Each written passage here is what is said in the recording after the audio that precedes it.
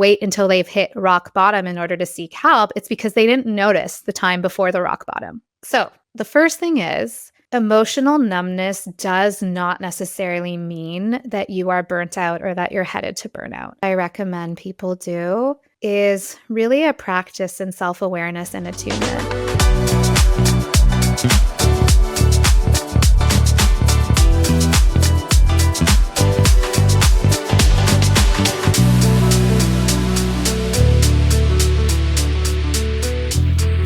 You've talked about this phenomenon, really burnout, of being what you call the most socially acceptable way we talk about mental health in the workplace. If you feel like you're getting to this point, what do you think people should do? Aside, obviously. Let's leave it at that. What do you think people should do? Okay. Well, so the first thing is, emotional numbness does not necessarily mean that you are burnt out or that you're headed to burnout. Emotional numbness could be a symptom of any number of things, mental health. And burnout is a really hot topic these days, and rightly so, because it is something that is pervasive. It's an occupational phenomenon specific to work. Because of that, it is the most socially acceptable way to talk about mental health at work, because burnout is a work-related phenomenon. And so it tends to be this catch-all term. And in workplaces, it's easier to say I'm burnt out than to say I'm anxious, or I feel really low, or I'm grieving, or something in my life is falling apart. And so burnout has become this term that kind of absorbs any time we're not feeling great. And our managers, our workplaces tend to understand when we go, hey, I'm feeling really burnt out. They'll go, okay, there's a less of a stigma associated with saying that than saying, hey, I'm struggling with feelings of anxiety, or I've been diagnosed with clinical depression, as an example. Not to say that emotional numbness mean any of those things, just that burnout has a lot of symptoms that overlap with other diagnoses. And so that's important to note. And so, excuse me, in terms of burnout in the workplace, the 3 signs of burnout in the workplace are emotional exhaustion or emotional numbness, cynicism about work or depersonalization at work, and a reduced sense of effectiveness at work. But burnout is remedied by rest from work. If that does not help your symptoms, it is likely not burnout. Interesting. And it's not just that the type of rest is unfulfilling. I've heard people say you can't just stop working to overcome burnout. You need to have right, sitting on the couch watching Netflix for 3 months is not going to help with burnout. Or maybe it does help with the burnout symptoms, but not the underlying causes of it. What is that? So if rest does it, I'm also not familiar with the term depersonalization at work. Mm-hmm. So if you take this break, what are the signs that you'd be looking for? The signs of depersonalization, you mean? Right. What are the signs that you'd be looking for? And if taking a meaningfully enriching break doesn't help, what would you recommend that people do, either quickly or longer term? I would always recommend that if someone is experiencing signs of what they think is burnout, to experiment with some rest, etc., and see how they're feeling. If they're not sure, though, I always recommend seeking help from either a medical professional or a licensed mental health professional who can help get to the bottom of what you're actually experiencing. Because again, so many people, particularly high-achieving people in the workplace, assume that they are experiencing burnout when they are experiencing things like low mood, feelings of anxiety, feelings of detachment, and they might not be burnt out. It might be something else. And there are different treatment protocols for those things. And so it's important to know that, okay, my burnout, if I think that's what it is, isn't getting better. I want to see what else is going on. There could be biological factors, right? Depending on the stage of life we're in, there can be hormonal factors. There can be unprocessed trauma. There can be all sorts of things. And until you, in partnership with a professional who understands these things, understands what the root of the symptoms are, it's going to be really hard to treat. Mm-hmm. What is depersonalization, to pivot back to that? Depersonalization is feeling a detachment or feeling disconnected from the people around you. Interesting. Good to know. Yeah, this example was reminding me sort of this conversation I had with my executive coach. And we spent probably 50 minutes of this hour-long session grappling back and forth with all of the thinking behind the factors, the pros, the cons, this way, that way, sort of like I was at this fork in a road and trying to decide which way to go down. And after 50 minutes, she just said, okay, I've heard all this. Close your eyes. What do you feel you should do? And that answer came in maybe 15 seconds with tons of confidence and conviction that it was right. And so it was like this thinking was clouding the intuitive knowing of, well, this is a decision that I feel is right, which is this 4-letter F word in a lot of workplaces. But I'm worried that it'll be irreversible if for some reason I decide I regret it or I'm wrong in the future. And so that was sort of the cloudiness of really actually intuiting a better decision by just bombarding it with more thinking, thoughts, pros, cons, and sort of this refusal to pick a lane and to walk down one of these forks for fear, well, what if XYZ, worst case scenario down there, makes me wish I had taken that other fork? Yeah. Well, our brains really enjoy jumping in to try and rescue us from our feelings of uncertainty or worrying or anxiety. Our brains seem to think that they can outthink our anxiety for us, and that's not going to be the case. So cognitive interventions or, thinking through the pros and cons or evidence for and against or reframing or all of these things can be effective, but only if we're really calm and regulated.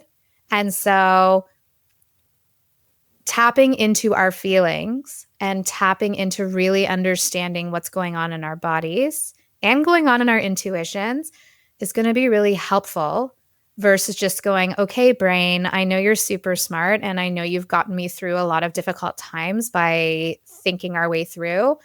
I want you to just come up with the right answer. Well, particularly in the example that you're giving, it sounds like there was no right answer. It was really about a preferred answer. And it's really hard to find evidence for feelings and preferences. Right. And to your point, infinite possibilities could stem from it. So trying to predict which one of the infinite would happen years in the future is just an exercise in staying stuck. Yeah. And our brains are conditioned to just keep processing and processing and processing and processing until it finds an answer. And that is how worrying, which is future focused, or rumination, which is past focused, ends up happening. And then you get trapped into a cycle of anxiety. Which feels like a lot of energy going into something that in the moment often feels productive, but it's not. Not being able to sleep because you're playing out these scenarios feels like problem solving, but it's not. It's just creating more problems and ironically making the thing you're worried about probably more likely to have a negative outcome. It can, yeah. On the flip side, when we're more regulated, when we've attended to those actual feelings of anxiety and we're feeling calmer, then yes, there's certain cognitive interventions using our thinking that can be really helpful. But if we're feeling that anxiety, then our brains aren't really going to be as logical as we think they are going to be. They tend to cycle, come up with all these different scenarios and sound logical when maybe they're not so logical. Such a good point. Is there something small that you think people can do today in just a couple of minutes to either interrupt that anxiety cycle or just feel generally more grounded and more regulated? The first thing that I recommend people do is really a practice in self-awareness and attunement. It's going to be really hard to break a pattern of anything if we don't even know what we're feeling and what our patterns are. And so many of us are so incredibly busy or going through the motions, we don't even know that we're not grounded. We don't even know that we are maybe in a state of anxiety. And so slowing down for a few minutes, taking a few deep breaths, going, okay, how is my body feeling? How's my chest feeling? Am I holding any tension anywhere? Am I actually able to be in the moment while I'm doing this exercise, or is a part of my brain already in the future? If the answer is, you know what, no, I can't even be mindful for 2 minutes to do this exercise, then there's different grounding exercises that can be done to get into the moment. One of my favorite ones is the 5-4-3-2-1 exercise, where you identify 5 things you can see, and then you actively look at them and take them in, versus going, oh, I can see that plant, I can see this water bottle. No, no, no. You look at the plant, look at it, really register its green leaves. You look at the water bottle, you register its shape. 4 things you can touch, and then touch those things. So again, very presently, mindfully. So it's not just like, oh, I can touch this pen. It's okay, I'm touching this pen. I feel that it's smooth on one side and rough on the other. So 4 things you can touch, 3 things you can hear. Even if you're in a quiet room, tune into some of the sounds. So I can hear the buzz of my light overhead. I can hear the hum of my heater, and I can hear the sound of my voice. 2 things you can smell. Same thing. You can go, well, there's nothing I can smell. And you can smell the chair that you're sitting on. I'm sure it has some sort of smell or something like that. And then if you have something accessible to taste, something to taste. What this exercise does is it uses our senses to bring us back into the present. Brilliant. I've heard of this exercise and done it the way that you're not supposed to, that I didn't even realize. Yep, I can see my laptop, my notebook, my pen, check, check, check. Got it. Okay, I did it. And so there's a mindful way of doing really anything, I'm hearing. And there's the rushed, mindless way of doing the same thing and not getting that same benefit. And so that just that intention behind it of, we're not doing this to check it off and rush through it, but actually to get the full benefits, and revisiting things that I may have thought I understood is really helpful. Yeah. And mindfulness in general, there can be a misconception that mindfulness is all about doing a meditation. And mindfulness meditation is a wonderful thing. And one does not need to meditate to practice mindfulness. And so that question of what's one quick thing we can do to break a pattern, ensuring that we're mindful for 5 minutes a day and mindfully checking in with ourselves, all that means is doing one thing on purpose, one-mindedly, non-judgmentally. So whether that is washing your hands mindfully, which just means you are focused on the act of washing your hands, of feeling your hands rub together, of smelling the soap, of counting the seconds of how long you want to wash your hands for. That is practicing mindfulness. As is checking in with yourself and going, okay, how is my chest feeling? How am I feeling? And then listen to the answer. Yeah. So, there's so much in terms of what we can do, but often that first step is missed. And then people are just kind of implementing random strategies they've seen on Instagram or TikTok that might not yield the results that they want. It's so true. Yeah. The reframe that really helped me when I was first trying mindfulness, as I understood it, was just to notice something new. So with the hand washing example, noticing words on the soap bottle I may not have looked at before. You can't not be mindful when you're looking for something new that you haven't noticed, or the shape of certain leaves on the drive home that you drive past every day. But I didn't realize those tree-shaped leaves were different than the ones right behind it. And those are actually 2 trees. That's inherently mindful and gave me more appreciation for really everything that I was driving past. Yeah.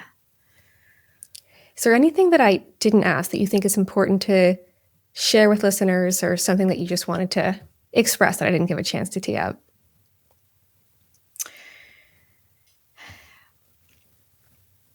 That's a very general question. Let me think. The answer could be no, and we can cut this whole part right out. Yeah, I don't think so. Okay, Unless great. you want me to end with some sort of like bow. No, the reason I started asking that was because when I was a guest on podcasts, sometimes I would be like, oh, I'm so excited to go in and share this thing. And then I never got a chance to. And I was disappointed that the thing I was excited to talk about never came up. If the answer is no, that's fantastic. It means that we covered it. No, I'm good. I'm good with everything we talked about. I can talk about all sorts of mental health things forever. I love it. Well, maybe we will on another episode. That's great. I would be happy to do it again. And yeah, if you ever have any specific topic, I'd be happy to do it. That sounds great. It's entirely possible people who hear these first 2 episodes will follow up with questions that they want us to cover. But thank you for being here. This was great. I really loved the conversation, loved your focus on it, and the perspective you brought. Yeah, I appreciate the invitation and being plucked out of LinkedIn obscurity by you. It was fun. Your content is so, it stopped, a lot of the things that you've written about have stopped me and made me rethink. And so I loved that and really appreciate your sharing your perspective. That makes really me helps happy. Me. It's well earned. It's tricky. I don't know if you've noticed it, but reach is really down. Like impressions are hard to come by these days. Yes. And as a marketer, we could call those vanity metrics now, because the impact on the people you're reaching, maybe not vanity metrics, that's probably too hard because it does tell you something, but you're reaching people like me who need to hear your content. So thank you for that. Yeah.